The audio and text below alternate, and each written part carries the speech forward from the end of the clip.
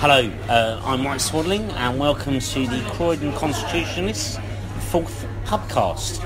I'm here in the Pembroke in Coulsdon with my Croydon Constitutionalist colleague, Dan Heaton. Dan, hello. Good evening. Dan, what are we drinking today? We're drinking a lovely Hobgoblin IPA, I believe. So today we just wanted to talk briefly with you about an article I recently published on the Croydon Constitutionalist website regarding climate change,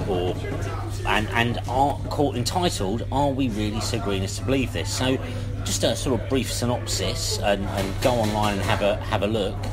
I really look at the climate change reports that have recently come out from the International Panel on Climate Change. A report that calls for us to spend $2.4 trillion a year on energy systems globally.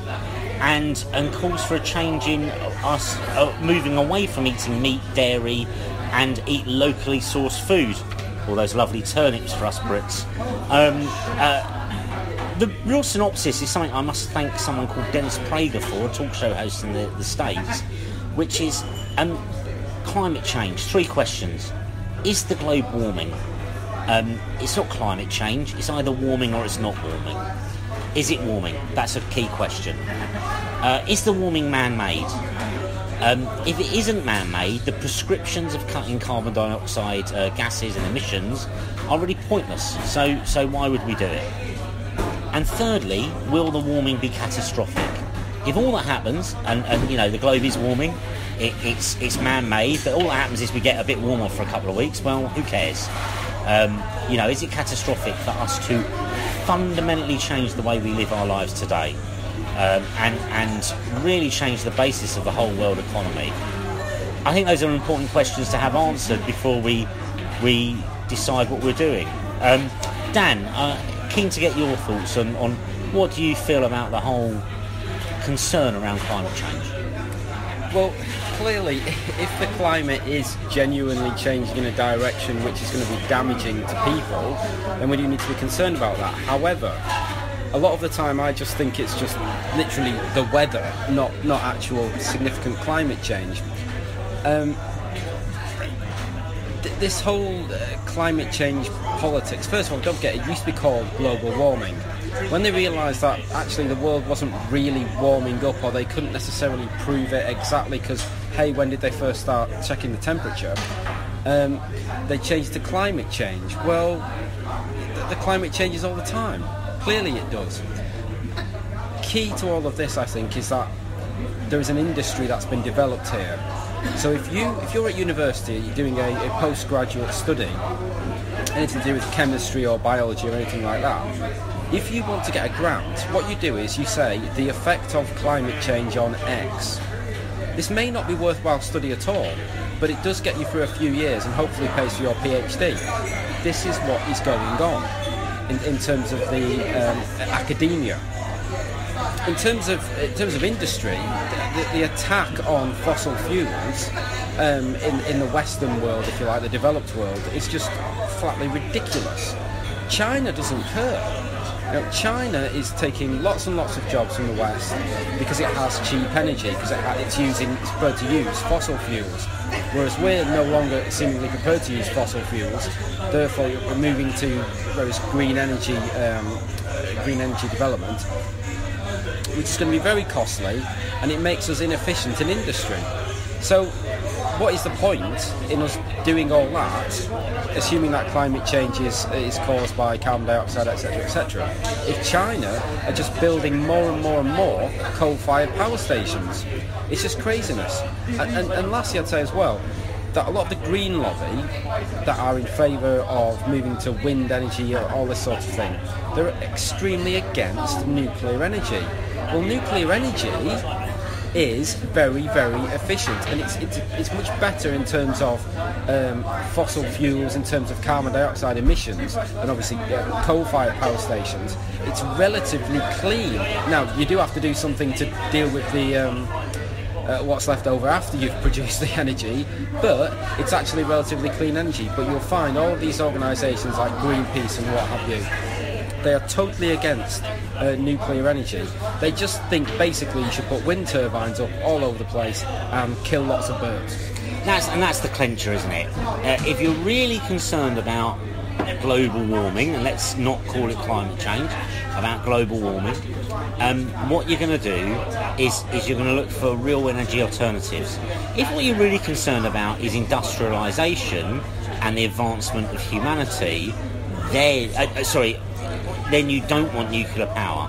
If you do want to deal with with global warming, you get nuclear power.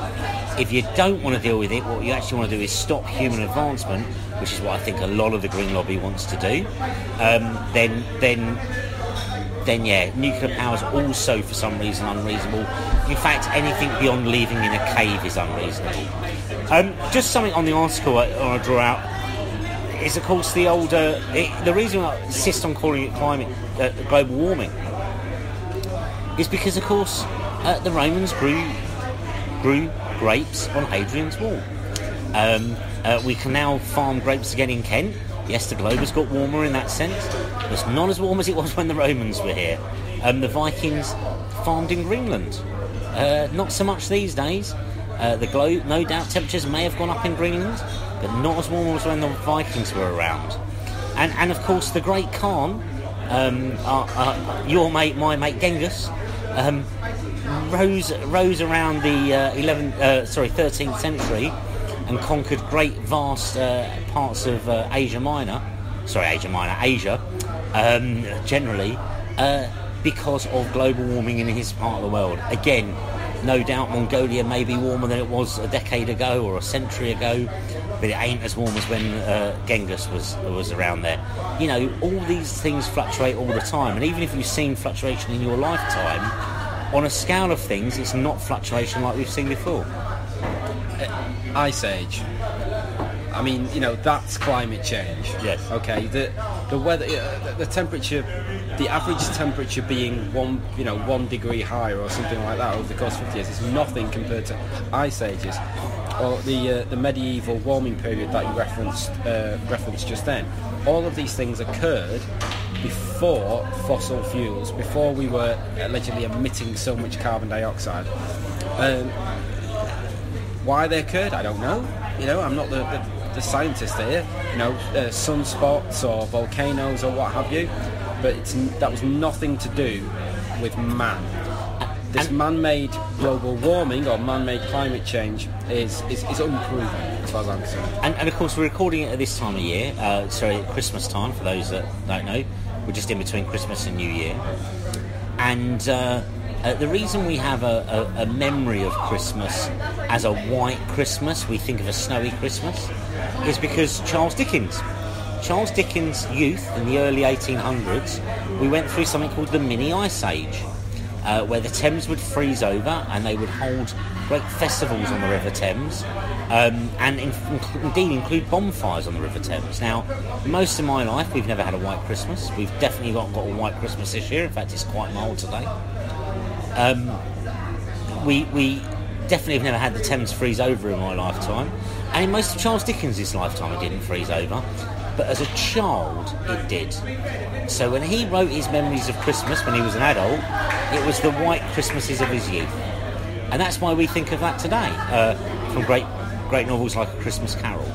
So again, it's that climate changed. That wasn't due to industrialisation. We were industrialising at the time, but nothing like enough to have any impact. Things got colder, things got warmer, not related to man, and as you say, Dan, it's unproven. Maybe it's happening, maybe it's not. But before we spend $2.4 trillion, we impoverish the third world, and frankly, I no longer get my bananas because they're not local. I want to see a little bit more proof than we've got today. Very much agreed. I don't want to go back to the Dark Ages based upon the studies that have been coming out. Absolutely. Well, so have a look at our article. Let us know what you think. CroydonConstitutionalist.uk. There's lots of links to Prague University videos. They're all 5 minutes long, so you might worry about those links, but really they're very quick. Worth having a little view and share your thoughts with us, the Croydon Constitutionalists. Thank you all. Cheers.